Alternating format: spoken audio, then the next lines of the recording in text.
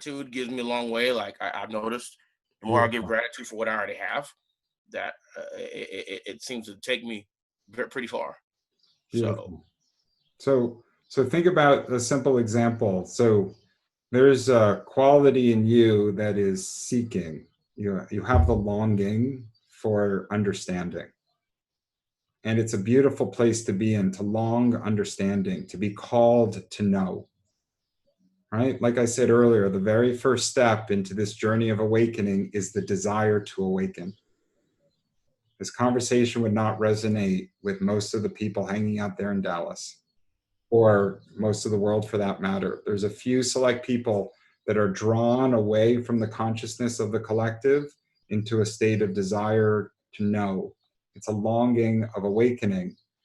If you're going to mediums and psychics, it can be a beautiful thing. But if you're going there for them to tell you what I need to do, like the language you used, like tell me what to do, tell me what to do, you're externalizing the search for the awakening.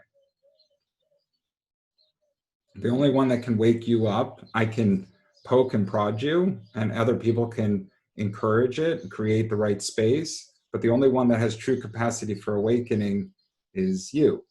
And that awakening comes when you see you and are no longer beholden to yourself. Meaning, if we have a spiritual self, which is our true self that desires awakening, and then we have a human self, which is our distracted self that is very good at ensuring financial responsibility and independence, paying the rent, feeding the body, taking care of trash on the garbage collection day, whatever the human mind is needed for, it has a very valuable purpose.